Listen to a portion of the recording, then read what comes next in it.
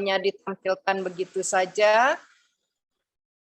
Kadang-kadang juga kita tidak membaca isinya, tapi baiklah pada hari ini kita coba memperhatikan. SOP Subarasi itu merupakan satu penyempurnaan dari SOP 100 yang sudah mungkin sudah dikenal, dan sekarang pun Subarasi rupanya juga sudah dikenal. Pada waktu Subarasi ini beredar, orang masih lebih suka memakai SOP 100+. Tapi sekarang sudah banyak yang beralih ke Subarasi. Sebenarnya mengapa sih Subarasi ini dibentuk? Subarasi ini dibentuk sebagai implementasi dari konsep monosukuri, yaitu satu budaya Jepang untuk selalu memperbaharui. SOP Subarasi ini merupakan pembaharuan dari SOP 100. Bedanya apa antara SOP 100 dan SOP Subarasi? Bedanya adalah jumlah marin plasenta yang terdapat di SOP Subarasi itu 50% lebih banyak daripada SOP 100+. Kemudian selain marin plasenta, SOP Subarasi juga mengandung sardine peptide dan fruit flow. Berarti di dalam SOP Subarasi ini ada 3 peptide. Peptide itu adalah bentuk yang sangat kecil dari peptida. Bentuk protein yang sangat kecil yang mudah diserap oleh tubuh. Subarasi adalah produk yang 100% dibuat di Jepang dan memiliki bahan kandungan, bahan aktif yang salah satunya adalah salmon ovary peptide. Memiliki berbagai macam manfaat yang positif bagi tubuh dan membantu kita sekalian untuk menjaga kesehatan tubuh. Nah, dalam slides ini juga sudah ada logo ini. Pemenang perunggu dari Monde Selection.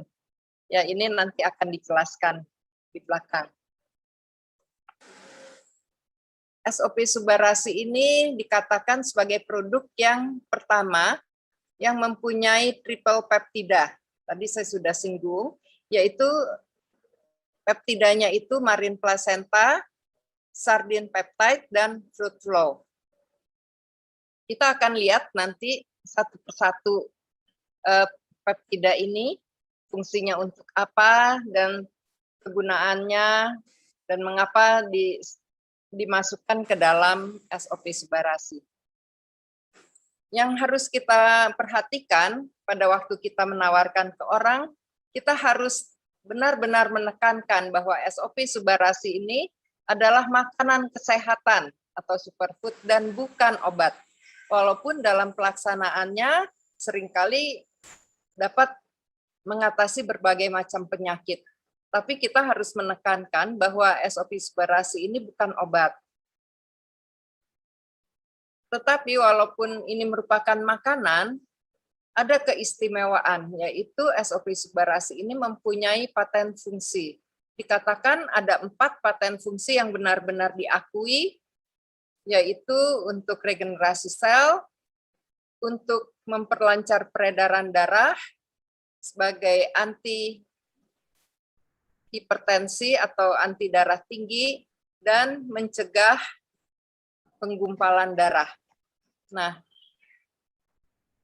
sebenarnya apa sih paten fungsi ini? Paten fungsi ini adalah satu paten yang diperoleh karena produk ini sudah diteliti bukan 1-2 tahun, tetapi harus bertahun-tahun syaratnya untuk mendapatkan satu paten fungsi. Dan hasilnya adalah fungsi yang dipatenkan itu pasti terjadi dengan zat yang diteliti ini. Contohnya kalau dikatakan bahwa SOP Subarasi ini mempunyai efek regenerasi sel, itu sudah diteliti puluhan tahun dengan jumlah sampel yang bukan hanya 1-2 atau 100-200 atau 1000-2000, tapi sampelnya harus cukup besar kemudian hasilnya pasti setiap sampel yang diteliti itu mengalami regenerasi sel karena pemakaian SOP Subarashi, seperti itu. Dan patennya itu diperoleh di negara Jepang. Peneliti yang dapat mengeluarkan paten fungsi ini juga bukan pabrik obat itu sendiri, bukan badan yang memproduksi itu obat. Biasanya paten fungsi itu di obat ya, soalnya saya jadi keterusan mengatakan bahwa obat, tapi ini bukan obat sih, bahwa SOP Subarashi itu diteliti oleh satu badan yang diakui oleh negara. Jadi memang badan kesehatan yang memang melakukan itu, dan badan itu badan yang independen, yang tidak bisa dipengaruhi oleh pihak pembuat zat tersebut gitu ya. Nah, baiklah, pada saat ini kita akan melihat sebenarnya paten fungsi ini itu apa sih? Kita akan lihat dari yang pertama, yaitu paten yang pertama, paten regenerasi sel. Dikatakan bahwa SOP Subarashi itu dapat membantu memperbaiki sel dan mengaktifkan kembali sel-sel yang tidur. Loh, kenapa harus diperbaiki? Kita harus tahu bahwa umur sel di dalam tubuh kita itu tidak berlaku seumur hidup, tetapi sel itu ada masa hidupnya tersendiri, tergantung dari sel yang mana. Setiap hari di dalam tubuh kita ada sel yang mati, dan itu merupakan tugas dari stem cell untuk menggantikannya. Stem cell itu memang sudah ada di dalam tubuh kita untuk mengganti sel-sel yang rusak itu dengan sel yang baru dan yang lebih segar. Maksudnya supaya sel itu dapat berfungsi kembali, karena kalau sel-sel yang sudah terlalu tua, fungsinya itu sudah kurang baik. Contohnya sel yang mempunyai umur, sel jantung memang termasuk sel-sel yang berumur panjang. Tetapi sel-sel di jantung itu akan berganti setiap 25 tahun. Nah, kalau di paru-paru itu akan lebih cepat. Dia akan lebih cepat berganti. Menurut penelitian, setiap 500 hari sel di paru itu berganti. Lebih cepat lagi adalah sel-sel di kulit. Dikatakan setiap sel di kulit itu akan berganti antara 3 sampai 4 minggu. Oleh sebab itu, kenapa orang, ini mungkin ibu-ibu ya pasti tahu, sering memakai filler untuk wajah gitu ya, itu untuk membuang sel-sel kulit yang mati supaya berganti dengan yang baru. Sel darah itu berganti setiap 120 hari. Nah, kita tidak perlu menghafalkan ini, tapi kita perlu tahu bahwa sel-sel di tubuh kita itu akan berganti tergantung dari sel apa yang akan berganti. Ini yang perlu kita pahami.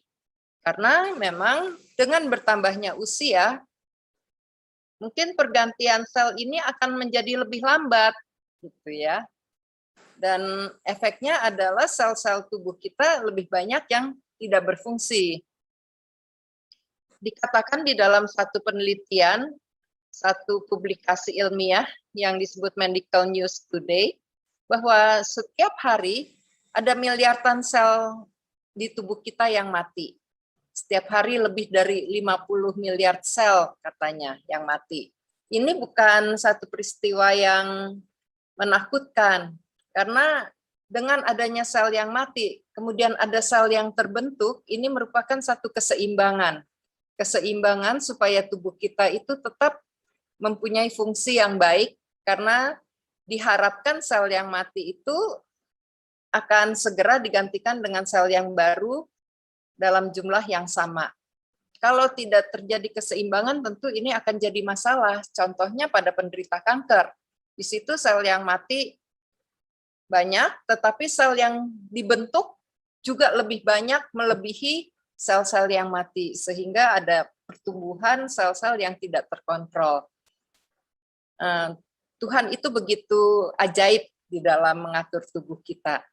Setiap hari, sel yang mati diganti dengan sel yang baru. Dan biasanya dalam kondisi normal, kondisi orang sehat, pergantian ini seimbang antara yang mati dan yang terbentuk lagi. Kenapa ada sel-sel yang mati? Ternyata sel yang mati itu bisa bersifat alamiah, tetapi juga bisa dipercepat karena tindakan kita sendiri. Tubuh kita terdiri dari triliunan sel yang bekerja sesuai dengan fungsinya. Bayangkan apa yang terjadi jika sel-sel ini mengalami kerusakan. Pastinya sel-sel ini tidak dapat bekerja dengan baik. Tubuh kita juga tidak dapat berfungsi sebagaimana mestinya. Nah, inilah yang disebut sebagai penyakit. Sebenarnya penyakit itu ada dua macam, yaitu penyakit yang disebabkan dari luar, contohnya itu penyakit infeksi, atau penyakit yang disebabkan karena pergantian sel di tubuh kita itu tidak berjalan dengan baik. Kita lebih concern pada pergantian sel yang tidak berjalan dengan baik. Disitulah peranan kita untuk menganjurkan orang memakai Subarasi supaya terjadi pergantian sel yang lebih baik. Kita akan lihat selanjutnya bahwa kerusakan sel dan akibatnya. Kerusakan sel dapat menyebabkan berbagai penyakit, tergantung dari bagian sel mana yang kerusakannya sangat besar. Contohnya, kalau terjadi kerusakan sel-sel otak, mungkin disebabkan karena stroke, atau kepikunan. Kepikunan juga disebabkan oleh rusaknya sel-sel otak. Di situ akan terjadi gangguan pada orang tersebut. Kemudian kalau kerusakan terjadi di sel-sel syaraf mata, akan menyebabkan gangguan penglihatan tentunya. Kemudian kerusakan sel juga dapat terjadi di paru-paru, akan terjadi masalah di paru-paru. Kalau gangguan terjadi di pembuluh darah, maka ini pun akan menyebabkan penyakit. Nanti kita akan lihat lebih lanjut tentang pembuluh darah. Karena kalau kita perhatikan di paten fungsinya, Subarasi itu banyak bekerja di pembuluh darah. Kemudian kalau sel-sel liver yang terganggu, maka akan terjadi gangguan pada liver dan sebagainya. Pada prinsipnya, di mana terjadi kerusakan sel, disitulah mengakibatkan penyakit pada organ tersebut. Kerusakan sel itu bisa disebabkan oleh kekurangan oksigen yang menyebabkan kematian sel. Terutama ini sangat bahaya bagi sel-sel otak. Kalau suplai oksigen ke otak itu kurang baik, maka akan terjadi kematian sel-sel otak dan ini sangat mengganggu bagi kesehatan kita. Contohnya bisa terjadi stroke di situ, bisa terjadi demensia, bisa terjadi gangguan-gangguan lain karena semua kontrol di tubuh kita itu berasal dari otak. Oleh sebab itu, kekurangan oksigen ini perlu kita perhatikan. Kemudian kerusakan sel bisa disebabkan juga oleh cedera, oleh radiasi, oleh terlalu banyak mengkonsumsi alkohol, racun, narkoba, merokok, polusi udara, dan penyebab-penyebab lainnya. Begitu banyak hal yang bisa menyebabkan kerusakan sel, oleh sebab itu kita juga perlu mengupayakan regenerasi selnya. Nah, selanjutnya kita akan mengarah ke paten yang kedua, yaitu melancarkan peredaran darah. Tadi saya sudah singgung bahwa kematian sel itu bisa disebabkan oleh suplai oksigen yang kurang baik. Nah, sistem peredaran darah ini sangat penting karena fungsinya antara lain bisa mengantarkan makanan, sel-sel kita juga sel-sel tubuh kita membutuhkan makanan, kemudian mengantarkan oksigen dan zat-zat lain, misalkan zat-zat lainnya hormon atau vitamin-vitamin gitu ya, sehingga seluruh sel-sel di tubuh kita mendapatkan makanan yang cukup, mendapatkan oksigen yang cukup, dan bisa berfungsi secara baik. Sistem peredaran darah juga akan mempengaruhi metabolisme yang akhirnya juga akan mempengaruhi kesehatan kita. Kalau metabolismenya kurang baik, pasti ada gangguan kesehatan. Dan organ yang penting dalam peredaran darah adalah satu, jantung. Karena jantung ini yang berfungsi untuk memompakan darah ke seluruh tubuh. Kemudian pembuluh darah tentu saja. Karena kalau tidak ada pembuluh darah, juga makanan kita, oksigen, dan sebagainya itu tidak dapat mencapai ke seluruh bagian tubuh. Kemudian yang pasti juga darah kita. Bila salah satunya terganggu, peredaran darah kita tidak lancar, dan itu pasti menyebabkan gangguan kesehatan. Nah, kita akan lihat nih, kondisi di pembuluh darah. Yang sering terjadi adalah penumpukan plak. Nah, yang kuning ini adalah plak pada pembuluh darah kita, dan dengan bertambahnya usia, apalagi kalau pola hidup dan pola makan kita tidak baik, terlalu banyak lemak misalnya pada makanan kita, dan kita tahu bahwa makanan yang dengan lemak tinggi itu lebih enak daripada makanan yang hanya direbus, misalkan apalagi sayuran yang cuma direbus seperti itu. Walaupun itu lebih sehat, tapi lebih nikmat memang makanan yang mengandung lemak tinggi. Akibatnya adalah bahwa di dinding dalam pembuluh darah kita itu terdapat penumpukan lemak di sini, yang kita sebut plak. Kita akan lihat bahayanya. Nah, penumpukan plak ini akan menghambat aliran darah, sehingga aliran darah ini tidak lancar. Penumpukan plak biasanya disebut oleh dokter sebagai arteriosklerosis. Nah, arteriosklerosis ini menyebabkan penyempitan yang tentu saja menghambat, tetapi selain itu juga dinding pembuluh darah ini menjadi keras, tidak elastis lagi. Kondisi ini bila terjadi di pembuluh darah jantung, ini merupakan penyebab utama dari penyakit jantung yang disebut penyakit jantung koroner, dan itu adalah penyakit jantung yang paling besar dan paling banyak dan paling berbahaya. Seringkali menyebabkan kematian yang mendadak tanpa disadari oleh orangnya bahwa penderita itu menderita sakit jantung.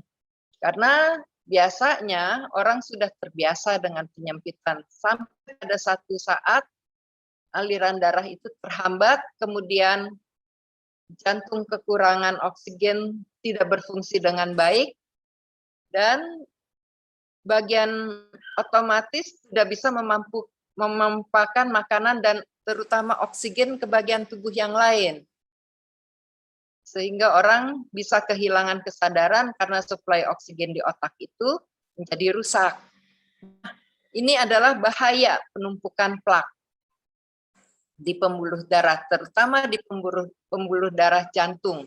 Dan saya tambahkan juga bukan hanya di jantung, dan yang berbahaya juga penumpukan plak di pembuluh darah di otak. Karena satu waktu darah ini yang mau mengalir terhambat, kalau tekanannya tinggi dapat menyebabkan pecahnya pembuluh darah. Dan kalau terjadi pecah pembuluh darah di otak, itulah yang disebut dengan stroke. Kenapa sih bisa terjadi penumpukan plak pada pembuluh darah? Ya, karena pola hidup kita sebenarnya. Kolesterol yang tinggi, tekanan darah yang tinggi, penyakit-penyakit tertentu itu akan menyebabkan penumpukan plak akan menjadi lebih banyak. Contohnya diabetes. Kemudian adanya peradangan-peradangan tertentu kemudian obesitas dan kebiasaan merokok itu adalah hal-hal yang menyebabkan penumpukan plak menjadi semakin banyak. Tentu masih banyak hal lain sih, tapi yang paling sering adalah ini. Ada gejala nggak sih sebenarnya kalau terjadi penumpukan plak pada pembuluh darah? Kadang ada, kadang tidak. Gejalanya apa? Kalau terjadi penumpukan plak di jantung, itu sering terasa seperti nyeri dada. Nyeri yang seperti ditekan-tekan atau diremas-remas atau ditusuk, biasanya arahnya dari punggung. Kemudian nyeri itu bisa menyebar ke lengan dan ke leher. Kemudian juga bisa merasa penderita kadang-kadang merasa irama jantung itu seperti tidak teratur, yang disebut aritmia jantung. Kadang-kadang penderita merasa sesak napas, berkeringat, dan gelisah. Tapi kadang-kadang juga tidak menimbulkan gejala apa-apa sampai pada satu saat jantung berhenti bekerja karena aliran darah tersumbat. Itu yang disebut sebagai heart attack. Tanpa gejala, seringkali tanpa gejala. Dan penderita, seringkali saya kenal beberapa orang yang meninggal mendadak, ditanya ke keluarganya, punya sakit jantung enggak? Setahu kami tidak pernah, katanya. Tidak pernah ada keluhan. Tapi itu terjadi. Kita lihat betapa bahayanya penumpukan plak ini. Kemudian paten yang ketiga, antihipertensi. Hipertensi atau penyakit darah tinggi itu sering kita dengar. Mungkin orangnya menyadari bahwa dia punya penyakit darah tinggi, tapi banyak juga penderita yang tidak merasakan gejala apa-apa pada saat tekanan darahnya meningkat atau tinggi. Bahkan ada penderita yang sudah terbiasa dengan tekanan darah yang tinggi. Biasanya dokter memberi obat darah tinggi untuk mengatasi tekanan darah tinggi ini. Karena apa? Karena darah tinggi ini sangat berbahaya. Berbahayanya untuk apa? Berbahayanya kalau tekanan darah terlalu tinggi itu, apalagi disertai dengan penumpukan plak yang banyak, satu waktu pembuluh darah itu bisa pecah. Selama yang pecah itu pembuluh darah, misalkan di tangan, itu akan terlihat seperti kadang-kadang tidak ada apa-apa, tahu-tahu memar seperti itu ya. Itu karena pembuluh darah yang pecah. Tetapi kalau pembuluh darah yang pecah itu di otak, maka terjadilah stroke. Dan kalau pembuluh darah yang pecah itu di organ-organ vital, maka akan membuat masalah kesehatan yang serius. Oleh sebab itu, hipertensi ini harus diatasi dengan baik. Kabar baiknya adalah Subarasi mempunyai paten manfaat yang salah satunya adalah antihipertensi, di mana paten ini dapat membantu kita untuk menstabilkan, bahkan menurunkan tekanan darah pada penderita hipertensi, serta membantu terjadinya penumpukan plak pada dinding dalam pembuluh darah kita. Nah, pertanyaannya adalah, kalau makan Subarasi, sekarang saya tensinya normal. Kemudian kalau saya makan Subarasi, bagaimana? Apakah akan jadi tekanan darah rendah? Tidak, ternyata. Ternyata Subarasi ini membuat tekanan darah menjadi normal, tetapi yang normal tidak menjadi turun. Karena Subarasi ini bukan obat penurun tekanan darah tinggi, tetapi dia mempunyai manfaat untuk membantu menurunkan tekanan darah yang terlalu tinggi sampai ke batas normal. Nah, pertanyaan yang lain adalah, kalau gitu ya udah saya nggak usah minum obat darah tinggi lah pada saat mengalami tekanan darah tinggi, tekanan darahnya sudah sampai 200 lebih misalkan. Udah makan Subarasi aja, juga tidak bisa. Karena subarasi ini adalah makanan alami, dia akan menurunkan secara perlahan, tetapi untuk bahaya kesehatan, untuk meminimalkan bahaya hipertensi, tetap obat-obatan hipertensi itu diperlukan. Nah, paten yang keempat adalah mencegah pembekuan darah. Ini terjemahannya agak-agak, ya memang yang paling umum adalah pembekuan darah ya. Cuman kalau disebut mencegah pembekuan darah ini rada ngeri juga. Kalau misalkan kita terluka bagaimana kalau tidak ada pembekuan darah? Kan berarti darahnya akan mengalir terus gitu ya. Sebenarnya yang diterjemahkan di sini adalah blood clotting. Blood clotting artinya sebenarnya penggumpalan darah yang memang akhirnya menghentikan pendarahan seperti itu. Pengertiannya seperti ini. Kalau ini adalah pembuluh darah kita, pada saat pembuluh darah kita terluka, itu pasti akan ada darah yang keluar dari pembuluh darah. Nah, secara alami tubuh itu akan membentuk yang disebut blood clot atau bekuan darah. Bekuan darah untuk menyumbat bagian yang terluka itu. Nah, yang dikatakan subarasi itu mencegah pembekuan darah adalah kalau di dalam pembuluh darah kita terdapat satu bekuan darah yang mungkin disebabkan oleh dinding dalam pembuluh darah kita itu terluka, kemudian terbentuklah bekuan darah atau gumpalan darah ini, kemudian terbawa oleh aliran darah. Kebetulan di sini ada plak, misalnya bekuan darah ini menyumbat di pembuluh darah, ini bisa berakibat fatal. Ya, seperti misalkan di dalam selang, kemudian di sini sudah terdapat sumbatan-sumbatan, alirannya deras karena tekanan darah tinggi misalnya, maka alirannya dari sini, ini bisa pecah, seperti itu. Jadi terjadinya bekuan darah di dalam pembuluh darah ini sebenarnya berbahaya, dan dia bisa dibawa oleh darah dan menyangkut di mana saja, terutama di bagian pembuluh darah yang terdapat penumpukan plak. Sangat berbahaya sekali. Salah satunya kenapa penderita, belum lama kita mengalami ya, penderita COVID-19 itu begitu tinggi. Salah satunya yang diperiksa itu adalah D-dimer. D-dimer itu memeriksa kekentalan darah dan aliran darah di sini. Sangat bahaya kalau misalkan di dalam pembuluh darah itu terdapat bekuan darah.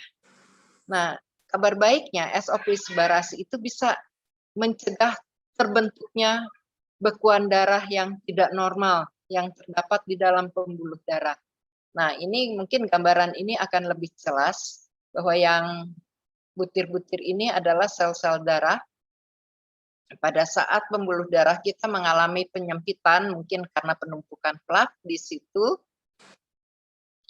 kemudian ada bekuan darah yang mengalir bersama-sama aliran darah, dia akan tersangkut di sini, menyebabkan penyumbatan di sini. Itu sangat berbahaya. Kenapa bisa terjadi pembekuan darah di dalam pembuluh darah? Mungkin karena duduk dalam waktu lama, pembuluh darah kita dalam posisi tertentu itu tertekan. Atau mungkin berat badan yang berlebihan, sehingga pembuluh darah itu relatif kecil dibandingkan dengan ukuran tubuh kita.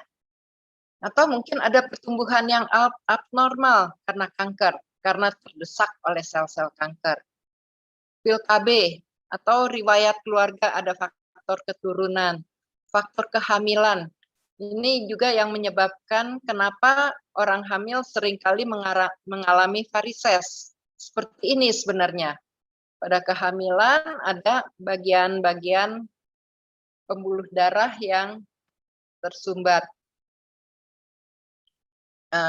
menjadi kecil karena tekanan-tekanan. Kemudian irama jantung yang tidak teratur, COVID, merokok, dan pasca operasi, faktor-faktor ini menyebabkan terbentuknya pembekuan darah di dalam pembuluh darah. Ini yang perlu kita waspadai. Baiklah, kita akan lihat sekarang produk kita, SOP Subarasi. Dikatakan bahwa SOP Subarasi ini 100% buatan Jepang, kemudian ingredients-nya salmon ovary peptide, atau yang kita kenal dengan marine placenta, kemudian ada sardine peptide, fruit flow, nucleic acid, dan sebagainya.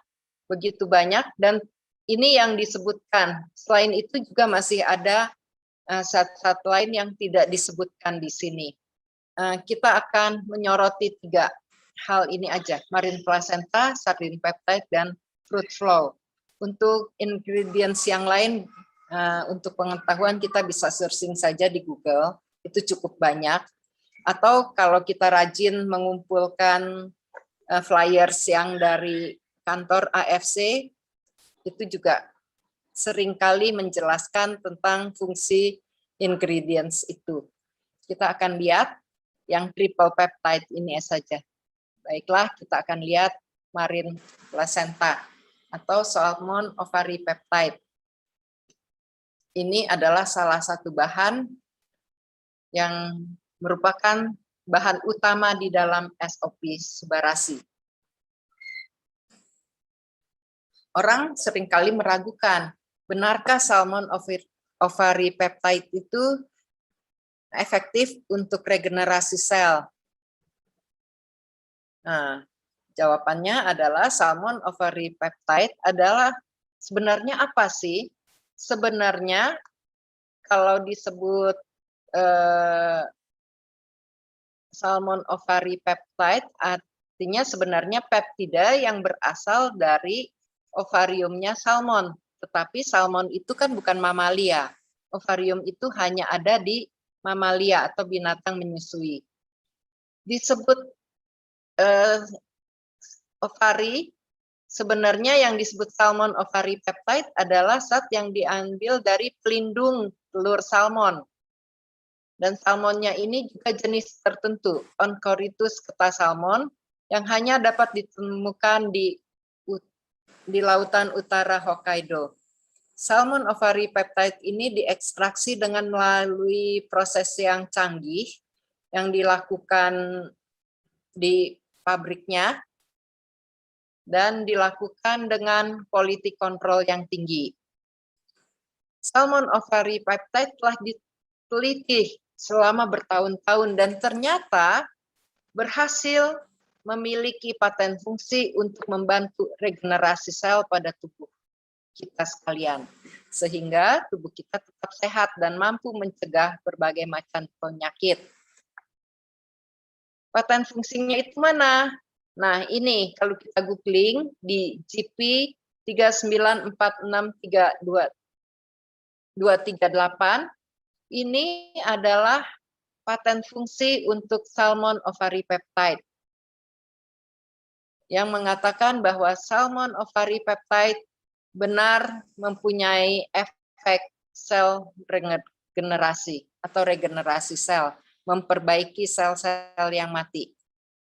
Sehingga kemampuan SOP ini, salmon ovary peptide, tidak perlu diragukan untuk regenerasi sel, karena ini sudah melalui penelitian yang dipatenkan. Inventornya atau penemunya ditemukan oleh Tadashi Eto dan diekstrak dari selaput pelindung di dinding telur ikan Oncorhynchus ketasalmon. Ya, kemudian melalui uji klinis yang panjang, akhirnya salmon ovary peptide ini memiliki paten manfaat yang sudah melewati uji klinis dan diakui di banyak negara. Tentunya sangat bermanfaat untuk kesehatan kita, dapat membantu meregenerasi sel yang rusak di dalam tubuh, melancarkan aliran darah sehingga menghindari kita dari risiko stroke, penyumbatan jantung, dan gangguan jantung lainnya. Bukan hanya untuk stroke dan jantung saja, tapi ternyata kalau kita perhatikan banyak testimoni bahwa salmon ovary peptide ini juga bermanfaat untuk disebut menyembuhkan, bukan menyembuhkan, tetapi membantu mengatasi berbagai macam penyakit, terutama penyakit degeneratif seperti banyak testimoni tentang diabetes, testimoni tentang penyakit liver, tiroid, autoimun, dan sebagainya ya. Kenapa? Karena memang ada sel-sel tubuh yang tadinya sudah tidak berfungsi sehingga menyebabkan gangguan kesehatan, karena sel-sel itu diperbaharui lagi, diganti dengan yang baru, akhirnya berfungsi lagi. Itu efek dari regenerasi sel. Kemudian orang Jepang itu mengenal yang disebut monosukuri. Monosukuri ini adalah kebiasaan untuk memperbaiki produk yang sudah ada. Nah, Profesor Kikuchi memformulasi SOP Subarashi yang merupakan upgrade dan penyempurnaan dari SOP 100+. Dan ini merupakan produk triple peptide yang pertama di Indonesia, ya, yang tadi kita sudah sebutkan. Salmon ovary peptide, sardine peptide, dan fruit flow. Ini dilakukan karena para penemu dan ilmuwan di Jepang memiliki prinsip monosukuri, dan karena diteliti, ternyata penyakitnya orang Indonesia adalah penyakit kardiovaskuler yang paling banyak, di samping penyakit infeksi karena kebersihan yang kurang baik. Tetapi penyakit infeksi itu harus diselesaikan dengan perubahan pola hidup. Nah, yang alami adalah penyakit kardiovaskuler yang paling banyak. Artinya penyakit jantung dan pembuluh darah. Kabar baiknya lagi, AFC Indonesia mempunyai hak eksklusif sebagai satu-satunya distributor dan seller produk berbahan dasar salmon ovary peptide atau yang disebut juga dengan marine placenta di Indonesia. Dan diotorisasi secara khusus oleh penemunya. Jadi kalau ada pabrik tertentu mengatakan, oh produk saya juga salmon ovary peptide, nah, itu perlu dipertanyakan juga, karena hak eksklusifnya itu dipegang oleh AFC Indonesia. Seperti itu. SOP Subarashi dari AFC diciptakan oleh Profesor Hiroshi Kikuchi dengan menggabungkan 3 macam peptide yang merupakan suatu penemuan dengan terobosan baru sehingga masuk dalam kategori award Jepang sebagai Best Nutritional Food atau makanan nutrisi terbaik. Ya. Sekarang kita akan meninjau lebih yang lain lagi, yaitu tentang sardine peptide yang merupakan kandungan juga dari SOP Subarashi. Asayama, pemilik dari dan founder dari AFC Jepang, itu sudah mengkonsumsi sardine peptide itu lebih dari 50 tahun untuk menjaga kesehatan tubuhnya sendiri. Nah, kalau penemunya sudah mempergunakan sekian lama, pasti manfaatnya juga tidak perlu kita ragukan. Sardine peptide itu sangat baik untuk menurunkan tekanan darah tinggi ke arah yang normal, tapi tidak berpengaruh bagi orang dengan tekanan darah yang normal atau rendah, dan hal ini sudah diuji secara klinis dan dapat membantu kesehatan kesehatan kardiovaskuler yang dapat menyebabkan penyakit jantung dan membantu mengontrol kadar gula darah, memperkuat tulang, dan mengandung antioksidan yang baik untuk menjaga sistem imun kita. Nah, di sini kita lihat, ternyata sardin peptide itu manfaatnya bukan main-main gitu ya, dia bukan hanya menstabilkan tekanan darah, tapi juga dia mempengaruhi kadar gula dan sebagainya. Sardin peptide dari AFC telah melewati berbagai tahapan uji klinis dan uji coba, dan akhirnya mendapatkan paten manfaat untuk antihipertensi. Itulah sebabnya kenapa SOP Subarasi mempunyai paten fungsi antihipertensi, karena di dalamnya ada sardin peptide. Di Jepang, sardin peptide itu dijual sebagai satu suplemen dan harganya sekitar 13.000 yen sampai 21.000 yen. Jadi seharga 2 sampai 3 juta untuk pemakaian selama 1 bulan. Nah, sekarang kalau di SOP Subarasi yang harganya cuma 1.750.000 untuk pemakaian 1 bulan, ya kalau 2 kali 1 itu berarti kan hanya 2 box. Itu kan berarti ini baru dari sardin peptide-nya, belum dari bahan-bahan yang lain gitu ya. Berarti memang tidak mahal sih sebenarnya, walaupun menurut ukuran Indonesia harga segitu itu mahal. Kalau dilihat dari satu komponennya aja sudah segini, sebenarnya itu bukan satu harga yang mahal. Nah, kita akan lihat ini ringkasannya aja, bahwa manfaat dari sardin peptide itu yang terutama untuk menurunkan tekanan darah, tetapi selain itu juga bisa mencegah peradangan, membantu proses pemulihan diabetes, mencegah plak pada pembuluh darah yang tadi kita sebut sebagai arteriosklerosis, dan juga menjaga kesehatan jantung. Kita beralih ke peptide yang ketiga, yaitu fruit flow. Apa sih manfaatnya? Ini juga salah satu bahan kandungan dari SOP Subarasi. Fruit flow adalah ekstrak dari selaput pada biji tomat pilihan yang diproses dengan sistem canggih. Fruit flow sendiri memiliki beberapa manfaat positif bagi tubuh kita, seperti mencegah dan mengurangi agregasi trombosit pada jantung dan pembuluh darah. Apa itu agregasi trombosit? Ini yang tadi saya jelaskan, yaitu penyumbatan pada dinding dalam pembuluh darah. Karena trombosit kan bertugas untuk melakukan pembekuan darah pada saat terjadi pendarahan. Karena trombosit yang menjadi agresif, gitu ya. Jadi terdapat bekuan darah pada pembuluh darah, terutama pembuluh darah jantung. Kemudian fruit flow itu juga dipercaya dapat melancarkan aliran darah, menurunkan tekanan darah, dan sebagai anti peradangan, anti inflamasi.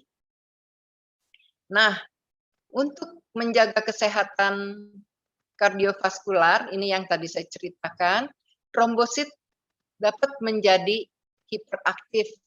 Selain perannya untuk pembekuan darah, juga merupakan mediator yang penting dari bahan-bahan yang lain.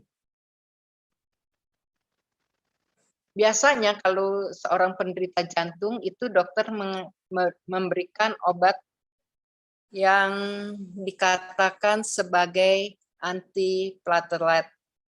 Apa itu antiplatelet? Antiplatelet itu yang kita sebut sebagai obat pengencer darah, seperti itu ya. Nah, ternyata SOP Subarasi itu juga dapat membantu fungsi pengencer darah. Ini menurut Dr. Dengo Raguana, ini yang sering membawakan presentasi di hari Sabtu. Fruit flow adalah salah satu bahan yang luar biasa sudah pernah memenangkan award dan memiliki manfaat yang sangat baik untuk kesehatan tubuh. Bahan ini membantu kita untuk memiliki permasalahan yang ada pada sistem kardiovaskuler, juga membantu proses pemulihannya. Ini pendapat dari Dr. Buana. Fruit flow merupakan salah satu ingredients dari SOP Subarasi. Selain itu, SOP Subarasi juga mempunyai belasan bahan aktif lain yang membuat produk ini menjadi luar biasa. SOP Subarasi mempunyai manfaat yang sangat baik untuk kesehatan tubuh, terutama bagi kita yang hidup aktif. Ini memberikan energi. Dia memberikan nutrisi yang sangat baik, bukan hanya pengaruh terhadap sistem kardiovaskuler atau sistem jantung dan pembuluh darah kita. Apa sih sebenarnya fungsi antiplatelet yang tadi saya sebutkan? Fungsinya untuk membantu agar darah tetap lancar sirkulasinya dan mencegah penggumpalan darah. Senyawa ini mempunyai fungsi yang hampir sama dengan aspirin yang biasa dipergunakan oleh dokter sebagai pengencer darah pada penderita-penderita dengan tekanan darah tinggi atau penyakit kardiovaskuler. Bedanya apa fruit flow dan aspirin? Fungsi trombosit pada fruit flow akan menurun, tetapi tidak sebanyak penggunaan aspirin, sehingga tidak memiliki efek pada pendarahan. Misalkan kita terluka, itu tetap darahnya akan berhenti dengan mudah. Tetapi kalau pemakaian aspirin, kalau terjadi luka, itu darahnya susah berhenti.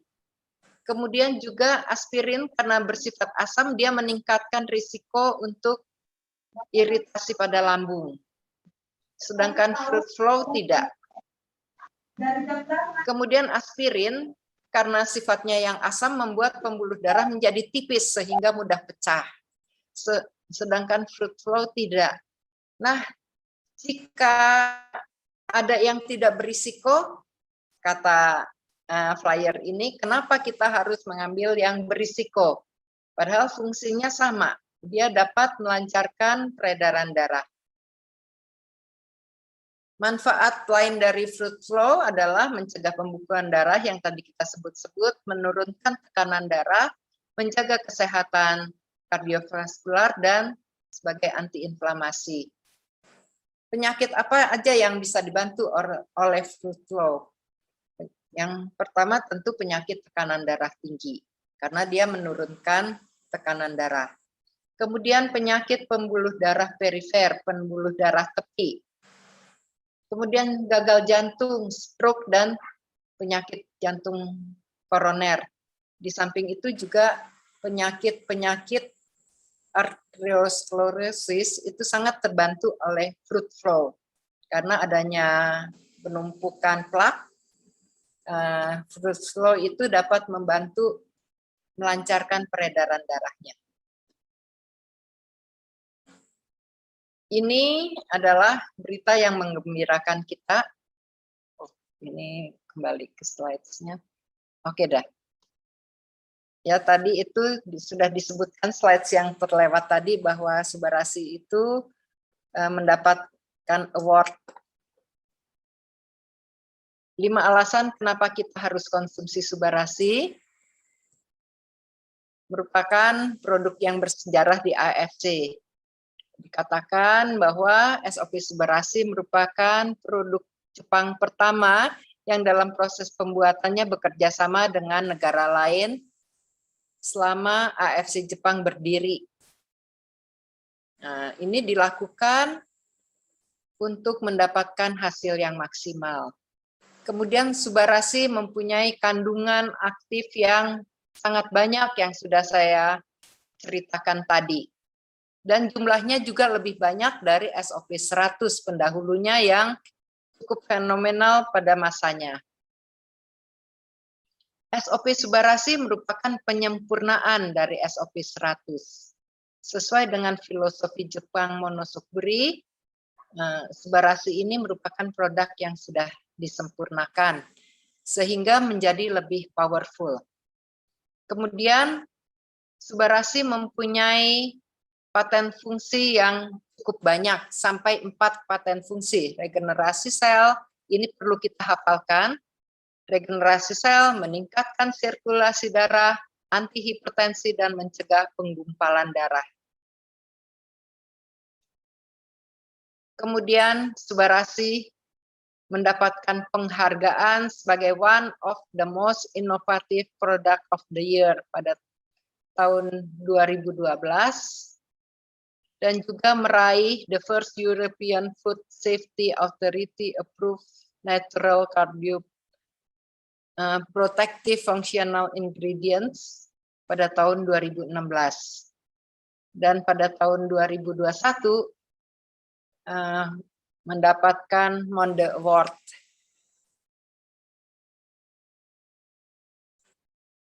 Ini fungsi SOP Subarasi, kenapa kita perlu mengkonsumsi secara rutin, bukan hanya pada saat kita mengalami penyakit-penyakit kardiovaskuler atau penyakit yang lain, karena Subarasi dapat mengurangi risiko stroke, dapat membantu menstabilkan tekanan darah dan oksigen di dalam tubuh kita, membantu